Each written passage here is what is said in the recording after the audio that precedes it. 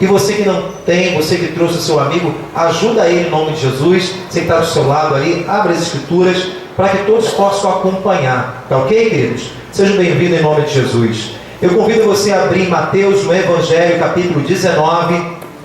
E os irmãos que estão na expectativa do evento que nós temos chamado Encontro com Deus, que é um final de semana num sítio, sexta, sábado e domingo, onde nós buscamos muito a presença e cada um tem uma experiência pessoal com Deus, né? Algo tremendo, não tem uma pessoa que não tenha, né? É cura, é batismo com o Espírito Santo, são dons, né? Visões que Deus dá, muita coisa boa que acontece. Então quem já teve no encontro com Deus, um final de semana, nós vamos ter um posicionamento, né? Talvez nessa semana, porque nós estamos na dependência do nosso amado pastor presidente da igreja de Sampaio.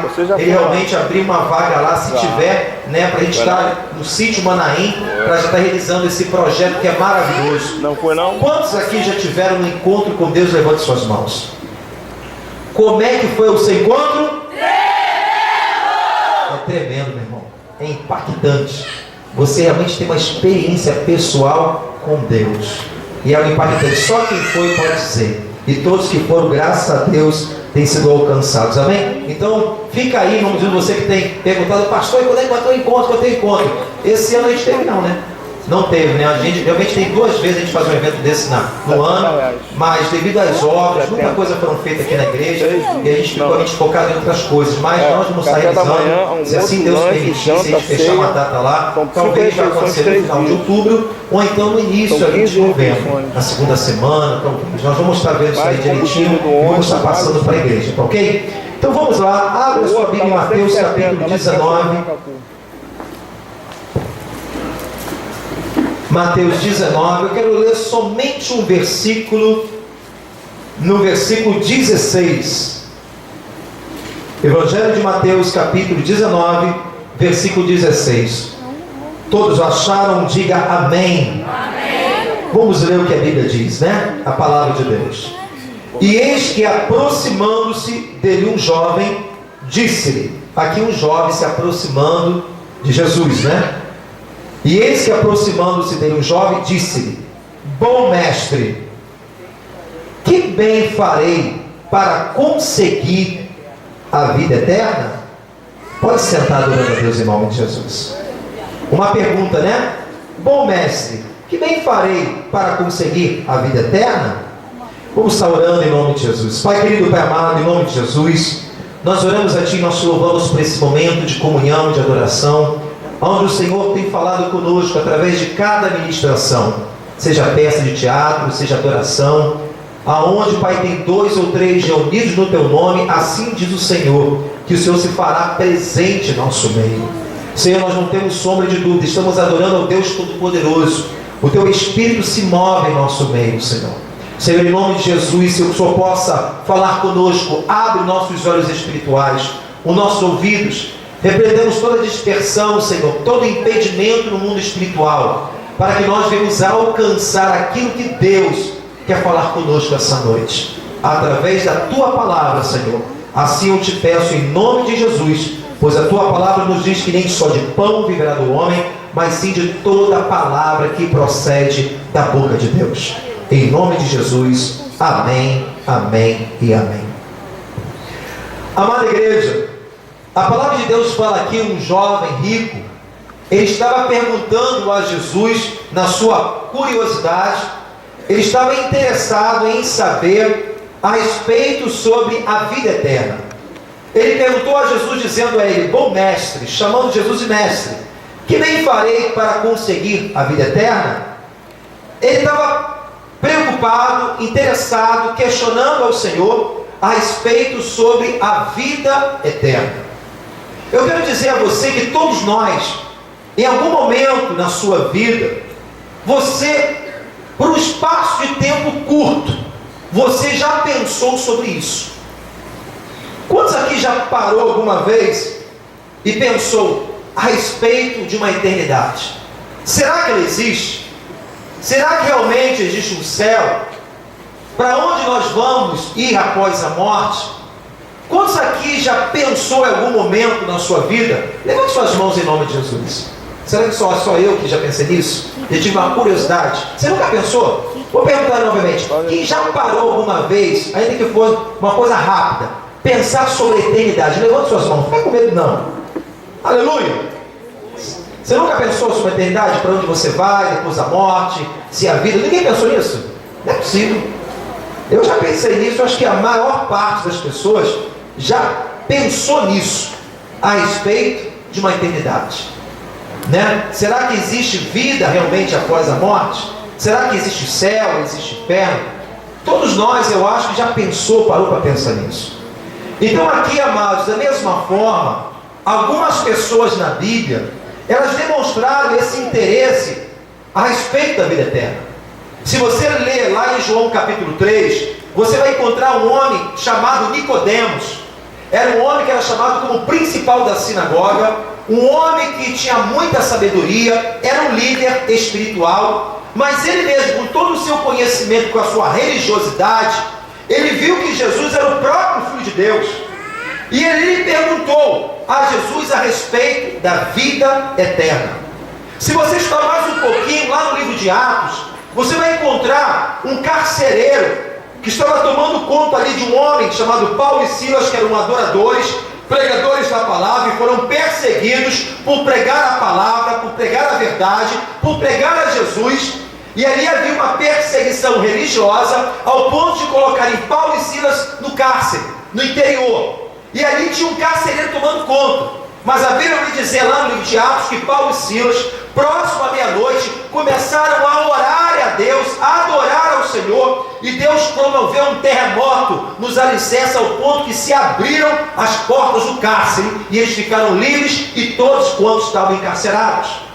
E aquele carcereiro ficou surpreendido por aquele poder, viu Deus de Paulo, viu algo sobrenatural acontecer, que ele pede a Paulo dizendo: o que posso fazer para ser salvo? Então várias pessoas perguntaram a respeito sobre a eternidade, sobre a salvação. E talvez você já parou algum momento para refletir sobre esse tema. Amados, hoje infelizmente existem muitas religiões que distorcem a respeito da eternidade. Pessoas colocam a sua filosofia, pessoas que colocam o seu ponto de vista, religiões que um homem ali começou, fundou, e dali surgiu pessoas que são adeptas a religiões. Vou dar o exemplo de uma, como o povo muçulmano. A lei que governa o muçulmano é a Torá, não é isso? Perdão, é o Alcorão, né? O Alcorão, aonde eles acreditam desde pequenininho que são instruídos a Maomé, a adorar esse Deus, né? De Maomé, a Maomé, Alá, e ali falam que se eles morrerem em benefício desse Deus, eles terão lá no paraíso uma centena de virgens e ficará desfrutando uma eternidade com essas virgens. Meu irmão, se você entrevistar numa sala de aula uma criança muçulmana, e aí já teve relato de perguntar às crianças dizendo: qual é o seu maior sonho? O sonho dela é dizer: eu quero ser um homem-bomba. O homem-bomba, onde você viu aí nas Torres Gêmeas, pessoas que se matam por acreditar que vai passar uma eternidade num paraíso, matando várias pessoas, ele ser mesmo um suicida, acreditando num Deus. Mas tamanha ignorância. Muitos hinduístas acreditam que precisam se reencarnar várias vezes, até mesmo em barata, em ratos, em animais. Lá é proibido você matar o rato, porque o rato é considerado um Deus. Lá existem templos para ratos. Uma terça parte da cultivação dos hindus, do povo da Índia, são devastados pelos próprios ratos, por ter um grande número de ratos, por não matarem, por achar que é um Deus, ou que talvez é uma reencarnação de um ente querido. E por isso existem várias doenças, onde muitos morrem através da peste bubônica e outras doenças cometidas através do rato. Eles acreditam que muitas vezes uma barata, para ninguém pisa, porque pode ser uma tia minha que está reencarnada e está se evoluindo. Você acha isso engraçado, mas esse desde pequenininho está incutido aquilo na mente da pessoa, e eles creem que a eternidade se alcança dessa forma. Como também os ermitões, os monges, que acham que ficar num lugar longe, muito alto, distante de toda a sociedade, está atingindo um grau de santidade tal que vai alcançar uma eternidade. É muito fácil você ser santo longe de todo mundo, longe da sociedade, longe de problemas. Meu irmão, isso é tudo coisa do homem. O homem criou. Outros acreditam que tem que reencarnar várias vezes para estar melhor e até atingir um plano espiritual que não precisa mais reencarnar. Meu irmão, se isso fosse uma verdade, o mundo estaria melhor. Se o ser humano tem que reencarnar para estar melhor, seja vindo no aleijado, seja no cego, seja no mudo, no surdo, seja passar o que passar para dar um estado de evolução tão grande para não ter que mais que encarnar, meu irmão, é só a gente ser um pouquinho inteligente e pensar, então o mundo estaria bem melhor. Mas a Bíblia fala que as coisas vão piorar, e a Bíblia é perfeita. A iniquidade vai se multiplicar, o amor de muito vai se esfriar. Quando você liga a televisão, você vê filhos, adolescentes matando famílias. Estados Unidos, nosso Brasil, você vê pai matando filho, filho matando pai, estupro, pedofilia dentro da própria casa, porque a iniquidade está se multiplicando e a palavra de Deus, que não é mentirosa, está se confirmando. Se eu tenho que me evoluir a cada dia, se o mérito é da minha evolução espiritual, o que Jesus veio fazer morrendo naquela cruz no lugar para morrer nos meus pecados, sendo meu substituto? Desculpa a expressão, se eu penso nisso, eu estou chamando Deus de burro, porque Deus não precisava dar o seu Filho unigênito para todo aquele que nele crê, não pereça, mas para ter o que? A vida eterna. Se o mérito é meu, o que Jesus veio fazer? Passar o que ele passou, foi humilhado, foi açoitado, derramou até a última gota do seu sangue, para ser o nosso substituto naquela cruz. Se não precisava disso, somente a minha evolução espiritual vai me achegar a um estado tal que não preciso mais reencarnar. Meu irmão, muitos homens falam muitas coisas, religiões falam muitos, mas o que a palavra de Deus diz? Eu quero convidar você nessa noite a se despojar de tudo aquilo que o homem falou. Talvez você está aqui até mesmo aprendeu isso, como eu aprendi um tempo atrás. Meu pai era kardecista e me levava para assistir reuniões. Eu aprendi muita coisa, mas eu tinha tantos pontos de interrogação que ninguém me explicava. Mas quando eu fui para a palavra de Deus, eu encontrei aquilo que eu buscava.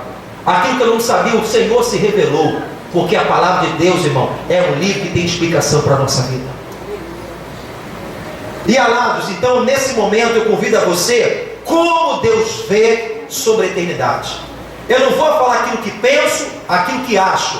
Eu vou falar o que a Bíblia diz. Se as pessoas falam de Deus, a única fonte de Deus que nós temos em mãos é a palavra de Deus, não há outro. Eu creio em Deus, através da onde? Somente através da palavra de Deus. Então a palavra de Deus vai falar qual é a visão de Deus para a nossa eternidade. Se existe realmente ela, se existe céu, se existe a salvação. Eu convido a você a abrir a tua Bíblia, você que tem João capítulo 3, versículo 16, eu já falei aqui, mas olha o que a palavra de Deus diz a respeito da eternidade. João capítulo 3, versículo 16. Porque Deus amou o mundo de tal maneira que deu o seu Filho unigênito. Quem é o Filho? Jesus. Para que todo aquele que nele crê não pereça, mas tenha a vida eterna. É isso aqui, ó. Um filme que você viu do Mel Gibson. Um filme que foi mais próximo da realidade. Deu na palavra de Deus. Que chegou mais próximo do seu sofrimento. Estudos foram feitos. E o filme que chegou mais próximo do sacrifício de Cristo foi esse filme de Mel Gibson. E aqui está um ator aqui que faz uma representação de Cristo. Meu irmão, o próprio Deus, ele fala na sua palavra que ele amou o mundo de tal maneira. Escute isso, parêntese. Deus está falando que amou a igreja. Deus que amou o mundo, a humanidade.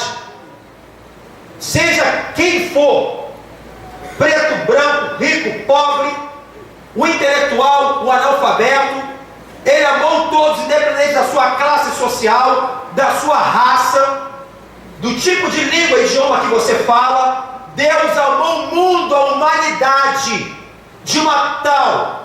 Quando usa essa expressão tal, está dizendo uma coisa grandiosa. Quando a gente vê a chuva e está chovendo muito, meu irmão, está uma tal chuva, está um tal sol, está queimando, está um tal calor, para expressar um grande feito. Deus, Ele amou o mundo de uma maneira tão grande, incalculável, insondável esse grande amor de Deus, por amor a mim e a você. E Ele diz: deu o seu Filho ligeiro para todo aquele que nele crê, não pereça, mas tenha a vida eterna. Pastor, mas por que Ele deu um Filho? Eu quero aqui explicar uma coisa, porque talvez para muitos é novidade. Eu tenho pessoas na minha família que são intelectuais, são pessoas muito bem sucedidas na vida, e ele um dia me perguntou: vem cá, Jesus, ele veio fazer o que aqui mesmo? Ele veio morrer no meu lugar? Porque não tem entendimento, irmão. Isso é normal. E muitos não sabem. Quantos aqui acreditam que Jesus veio aqui na terra? Levante suas mãos. A própria história que você estuda no colégio diz antes de Cristo e depois de Cristo. Jesus não veio aqui para dar um rolé. Jesus não veio aqui na terra para tirar uma onda. Jesus não veio a passeio.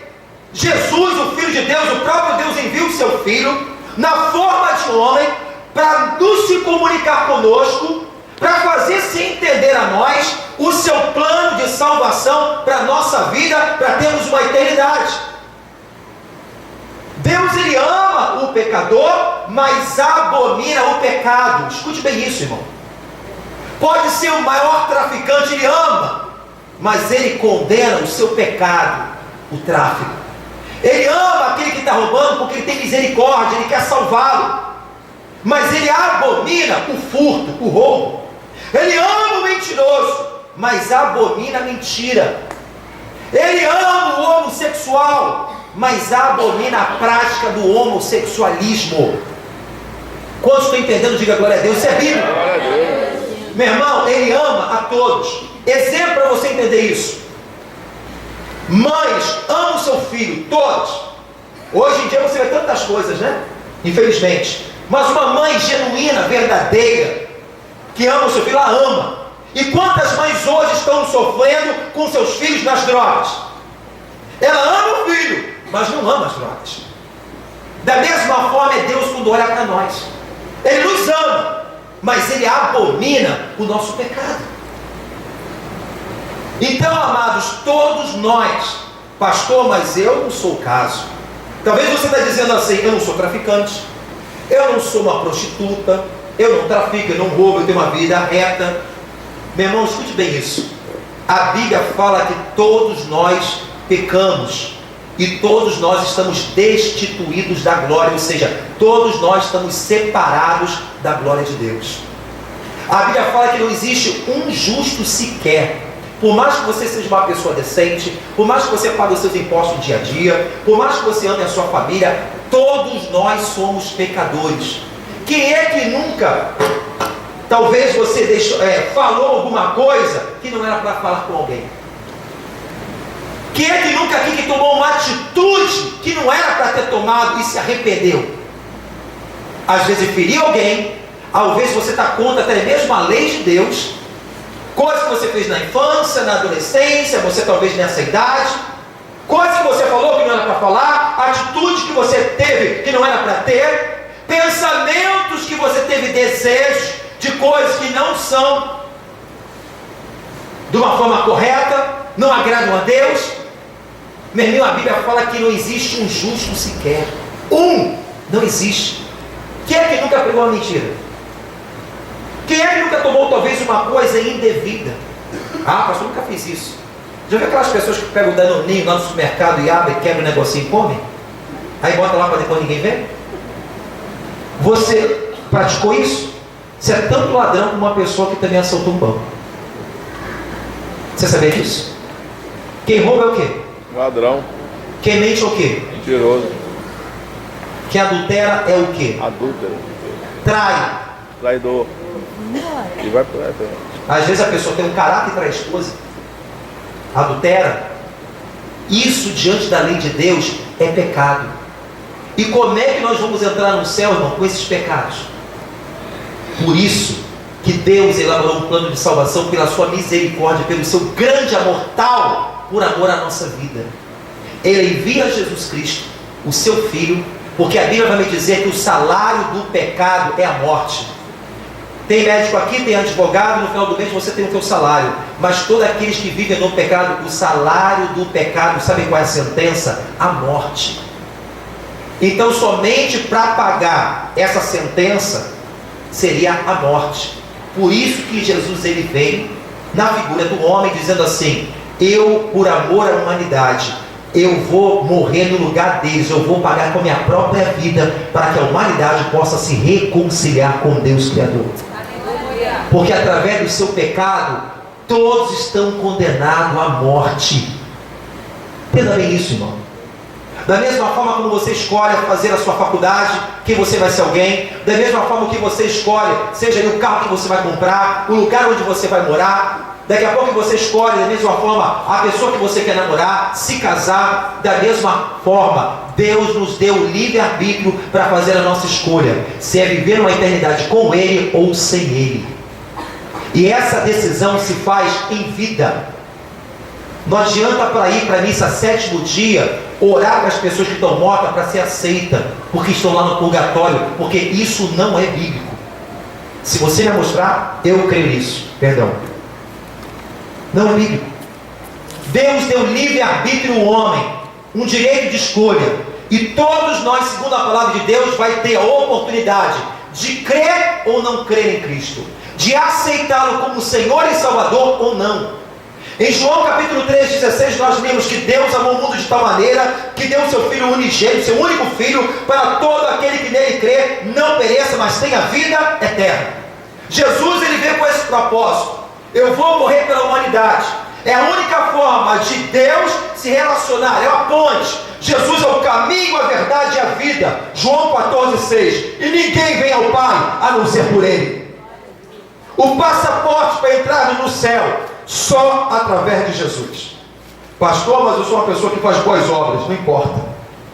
Tu pode fazer boas obras, tu pode ter na sua justiça achar que você é uma pessoa boa. Todos nós fomos destituídos da glória de Deus. Sabe por quê, irmão? A Bíblia fala que a nossa justiça, lá no livro de Isaías, é comparado com um trapo de imundícia. A justiça do homem, a nossa justiça, é comparada com um trapo de imundícia. Sabe o que é trapo de imundícia? Não se escandaliza não, só tem aqui a avaliação adulto. O trapo de imundícia é comparado a um absorvente que as mulheres antigamente não tinham como hoje. Pegavam os panos e no seu período menstrual botava ali naquele período, e ali tinha todo o sangramento e aquilo cheirava mal. O próprio Deus ele compara a nossa justiça. Por mais que nós tentamos andar na perfeição, na retidão, nós somos imperfeitos. E é comparada a justiça do homem com trapos de imundícia. Sabe o que é isso? Acabei de dizer. Porque muitas vezes nós achamos que nós somos o juiz e nós vamos dizer: Senhor, não, mas eu fiz isso. Senhor, eu sou assim assado. Nós achamos que Deus vai nos julgar segundo a nossa justiça humana. A nossa justiça humana é comparada com o trapo de imundícia. Nós não vamos ser julgados segundo a nossa justiça humana. Eu acho que eu sou bom, eu acho que eu sou ruim. Não. A Bíblia fala que todos nós somos pecadores. Não existe um justo sequer. Todos estamos distanciados da presença de Deus. Meu irmão, o padrão de justiça de Deus é alto demais para que eu e você viesse alcançar pela nossa força humana. Por isso que Jesus ele veio ser o nosso substituto. Ele não teve pecado algum. Ele não teve. O único. Nós somos justificados não pelo nosso mérito, mas pelo justo Jesus Cristo, que nos justifica de todo o nosso pecado. Pastor, mas eu não me preocupo não, morreu, acabou. Você pensa que é assim. Todos nós vamos passar uma eternidade, uma com Deus e outra aqui sem Deus. A Bíblia fala que uma eternidade sem Deus é o lugar onde os bichos não morrem, o fogo não se apaga, é um período de sofrimento eterno. E muitas pessoas que tiveram a oportunidade de não receber o Jesus como Senhor e Salvador vão perecer no inferno. É bíblico. Estude a Bíblia que você vai ler. Mas a Bíblia fala que Deus ele preparou nos céus morada para os seus filhos, para todo aquele que nele crê. Deus ele veio para a humanidade. Todos têm essa oportunidade, mas quantos recebem? Deus amou o mundo de tal maneira para que todo aquele que nele crê não pereça, mas tenha o que? A vida eterna. Quantas pessoas podem ter esse acesso? Porque é pela graça, não é pelo meu mérito, não é porque eu sou bonzinho, é porque Cristo, ele pagou no meu lugar os meus pecados, como diz lá em Isaías capítulo 53. Aleluia! Que ele sofreu pelas minhas transgressões, moídos pelas minhas iniquidades. O castigo que nos traz a paz estava sobre ele, Jesus. E não tem outro caminho a não ser o Senhor. Ele é o caminho, o artigo definido. Não é um caminho, dois caminhos, três caminhos. Ah, todo caminho leva a Deus. Você está enganado. Você, no ponto de partida, de visão, você está até certo. Porque todos vamos estar no tribunal do Senhor. Mas caminho que te leva à eternidade só existe um: Jesus Cristo. O artigo é definido: o caminho, a verdade e a vida. Ninguém vem ao Pai a não ser por Ele. Então, amados, aqui o próprio Deus ele elabora um plano de salvação, porque o homem já estava condenado pelos seus próprios delitos e pecados, pela sua própria justiça humana. O padrão de justiça de Deus é muito alto. E como é que nós podemos então entrar no reino dos céus? Somente aceitando Jesus como nosso único, suficiente Salvador. Ele é a ponte. Aqui em João capítulo 3,16, acompanhe comigo. Eu li aqui o versículo 16, 17. Porque Deus enviou o seu Filho ao mundo, não para que condenasse o mundo, mas para que o mundo fosse salvo por ele. Versículo 18. Quem crê nele não é condenado, mas quem não crê já está condenado, porquanto não crê no nome do unigênito Filho de Deus. A condenação é esta: que a luz veio ao mundo, a luz é Jesus, e os homens amaram mais as trevas, as coisas do mundo, o pecado, do que a própria o quê? Luz, porque as suas obras eram mais. Sabe aquela pessoa? Eu não quero Jesus não, porque ela ama mais o pecado, as coisas que o mundo oferece, que são temporais e passageiras. Por mais que você possa ter vida, tu vai ver no máximo 120 anos. Mas Deus fala de uma eternidade, aonde não tem mais choro, nem dor, nem sofrimento. A Bíblia fala que existe o céu, mas não são para todos, somente para aqueles que creem e recebem Jesus como seu único, suficiente Salvador. Vocês estão entendendo isso? É Bíblia, irmão. Aí aqui diz aqui, ó, ele veio a luz ao mundo, os homens amaram mais as trevas do que a luz. Versículo 20. Porque todo aquele que faz o mal aborrece a luz, e não vem para a luz, para que as suas obras não sejam reprovadas. Mas quem pratica a verdade vem para a luz, a fim de que as suas obras sejam manifestas, porque são feitas em Deus. Muitas pessoas falam assim: não vou não, porque minhas obras vão condenar. Eu quero ver o pecado. Se eu for para a luz, se eu for buscar Jesus na igreja, vai me confrontar o meu pecado. Eu prefiro não ir, eu prefiro viver minha vidinha, eu prefiro viver no pecado. Mas você está vivendo em trevas. Essa peça aqui demonstrou isso, irmão. Quantas pessoas não matam, não adultera, não rouba, mas o coração é cheio de ódio. Perdão que você não perdoa, talvez uma pessoa pelo ente querido da tua família. E lá a oração do Pai Nosso fala: se você não perdoar as ofensas dos homens, o vosso Pai Celestial não vos perdoará. É pecado. Você não quer o perdão de Deus? Você tem que entender que você também é um pecador, que aquela pessoa erra, é falha, e você também tem que liberar perdão. Deus ensina assim. Ah, mas eu não aceito. Você vai ficar com o teu conceito. Mas Jesus ensina dessa maneira. Você acha que no céu vai entrar pessoa cheia de rancor no coração, cheia de ódio? Se tivesse que matar alguém, matava. Rancorosa. Meu irmão, por isso que todos nós, a Bíblia fala que não existe um justo sequer. Pecamos em pensamentos, em palavras, em atitudes, em posicionamentos, e nós precisamos ser salvos. Deus, ele fez a parte dele elaborando um plano de salvação. Ele deu o seu Filho para todo aquele que nele crê não pereça, mas tenha a vida eterna. Quando você aceita Jesus, O sangue de Cristo te purifica de todo o teu pecado. A Bíblia fala que Ele pega o nosso pecado, lança no mar do esquecimento e nos dá uma vida nova. Somos nova criatura em Cristo Jesus. As coisas velhas que para trás ficam, eu vou avançando para agora que elas estão diante de mim. Eu vou aprender com meu Deus, o meu Senhor. E Ele fala que o seu desejo é que nós venhamos a crescer na sua imagem e semelhança, ser parecido com Ele. Aleluia! Quantos estão entendendo? Diga glória a Deus. A palavra do Senhor aqui eu quero abrir em nome de Jesus aqui em 1 João capítulo 5. Também vai dizer algo tremendo aqui, ó, 1 João capítulo 5.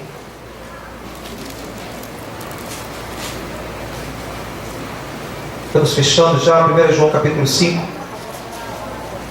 Vai dizer assim no versículo 11. O testemunho é este. 1 João 5, versículo 11. O testemunho é este, que Deus nos deu a vida eterna, e esta vida está em seu Filho.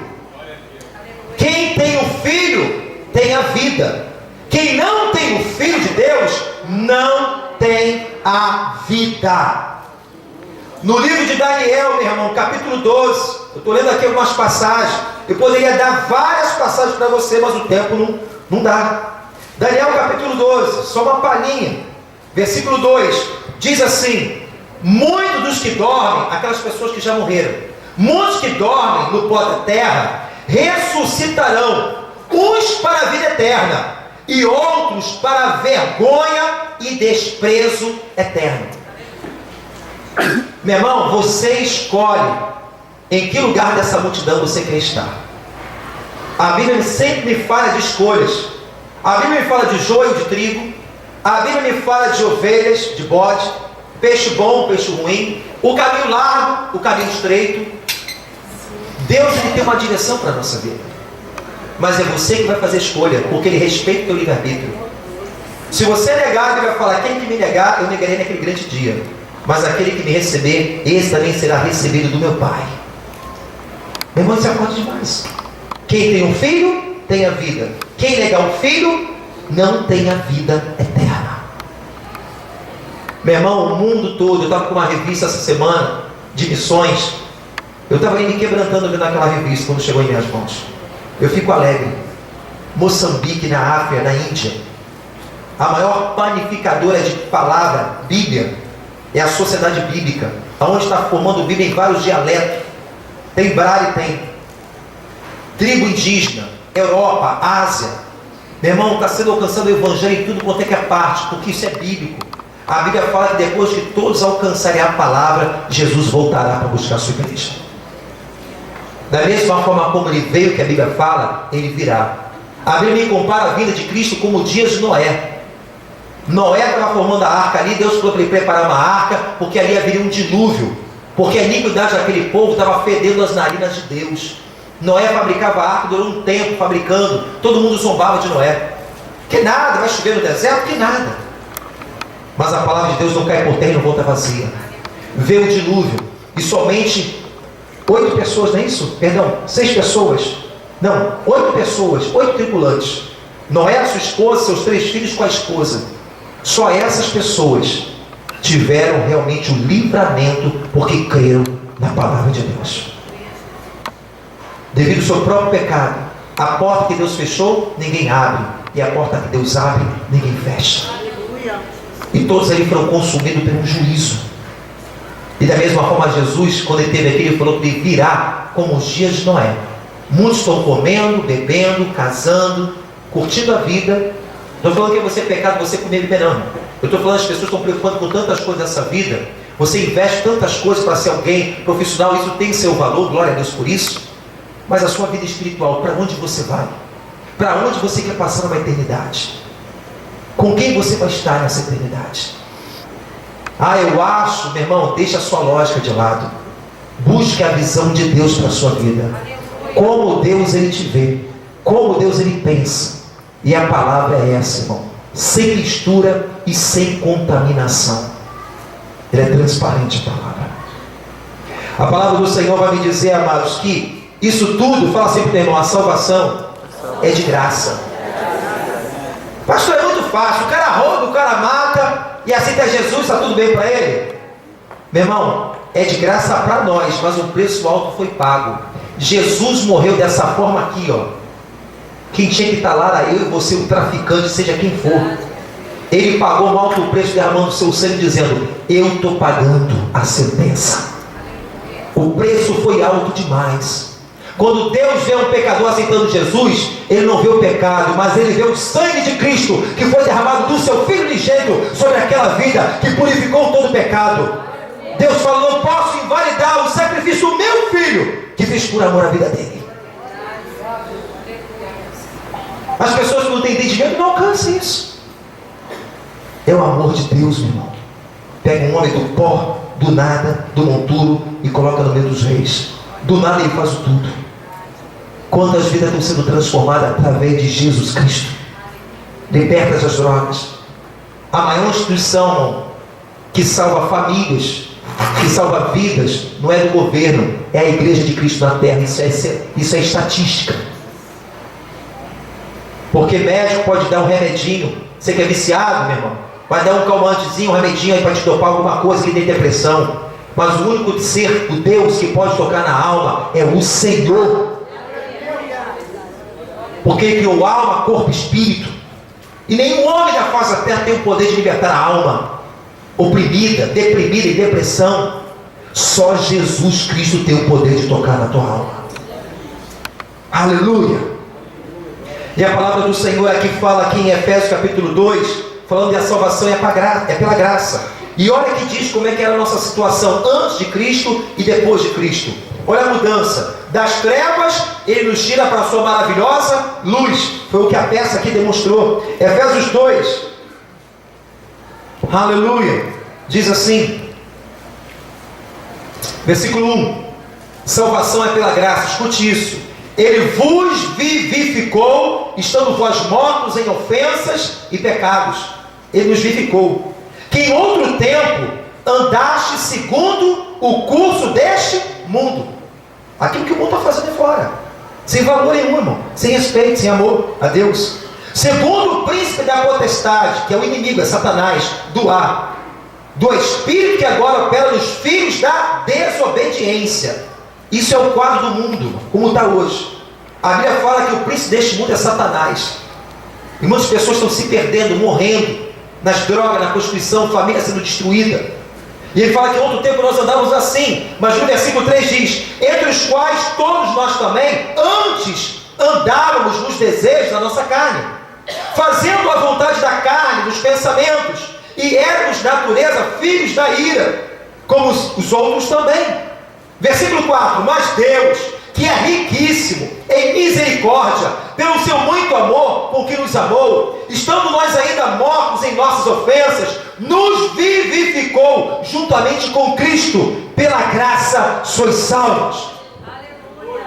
E nos ressuscitou juntamente com Ele, nos fez assentar em lugares celestiais em Cristo Jesus, para mostrar nos séculos vindouros as abundantes riquezas da sua graça. Deus tem abundante riqueza para os seus filhos, pela sua benignidade para conosco em Cristo Jesus. Porque pela graça sois salvos por meio da fé. Isto não vem de vós, é dom de Deus, não vem das obras, para que ninguém se glorie.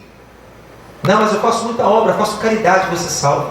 Não vem das obras não. A tua salvação vem de Jesus Cristo. Porque mesmo você fazendo obra, você é um pecador.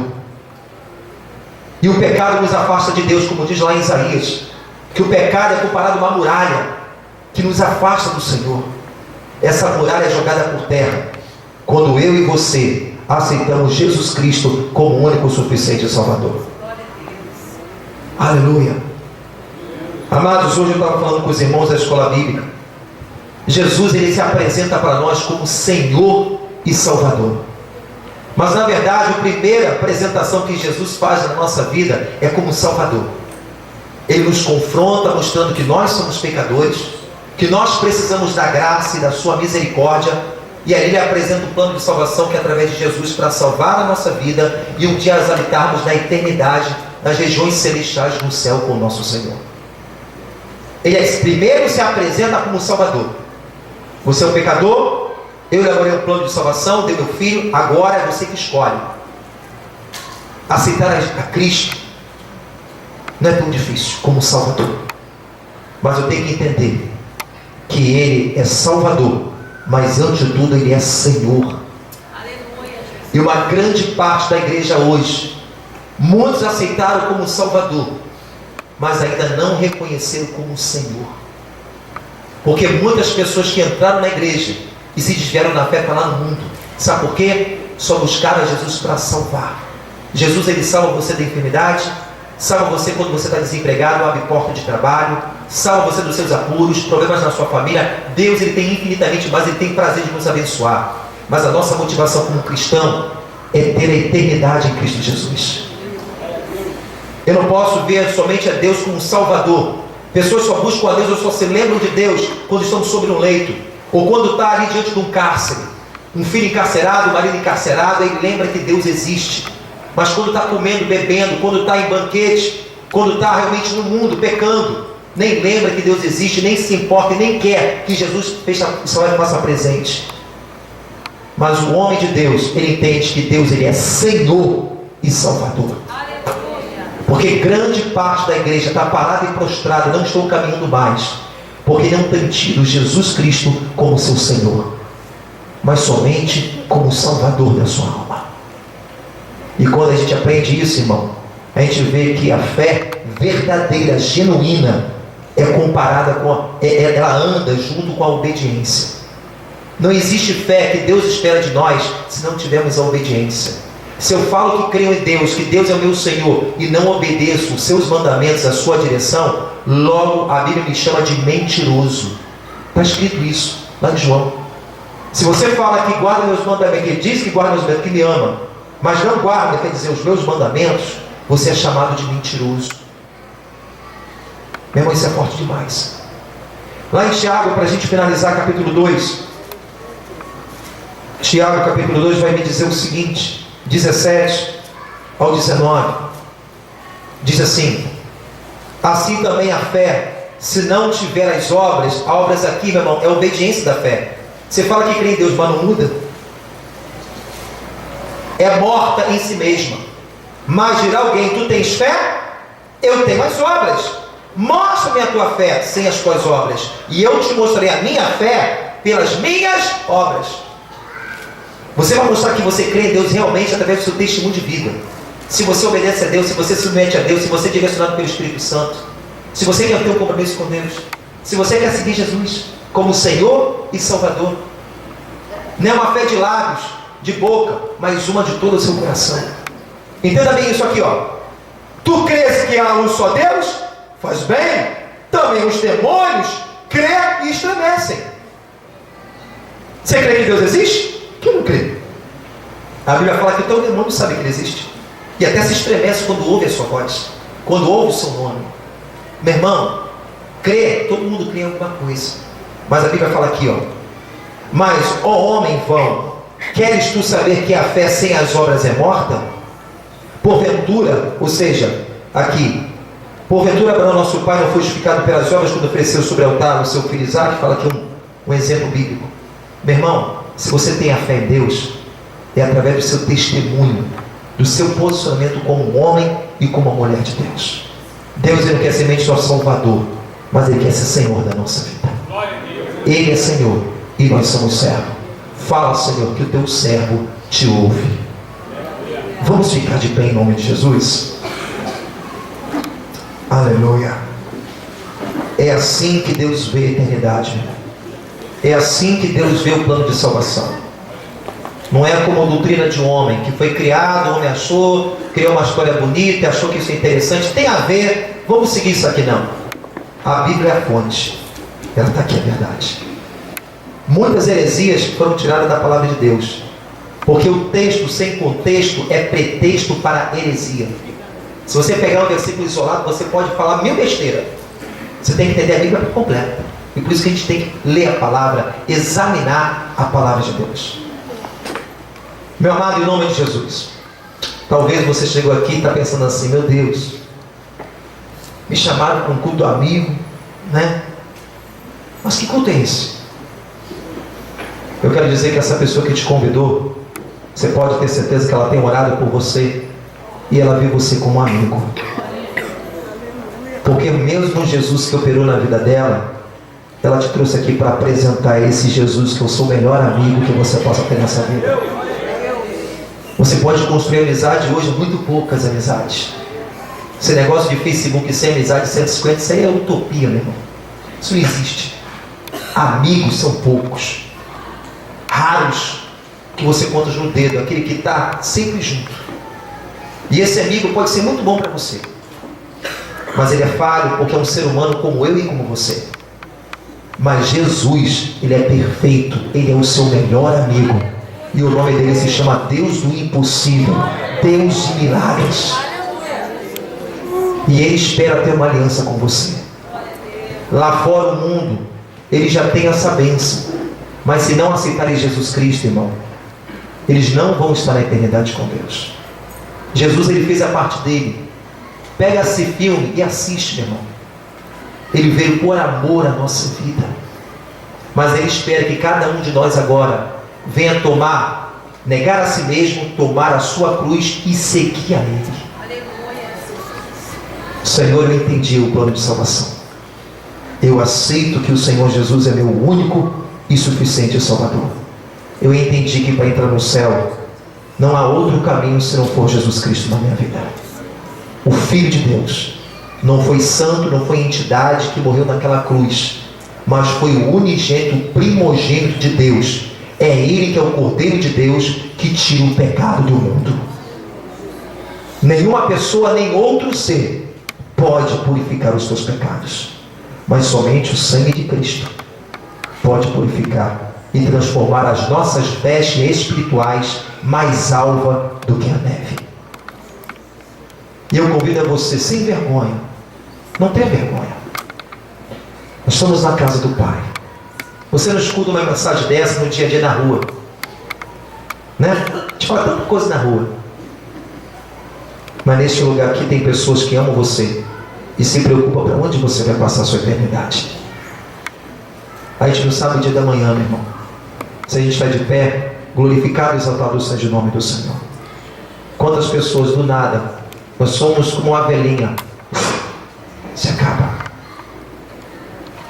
Quantos aqui, em nome de Jesus, recebem Jesus Cristo como seu único, suficiente Salvador, em nome de Jesus? Eu convido a você a sair do seu lugar, vem aqui na frente que eu quero orar como um pastor pela sua vida.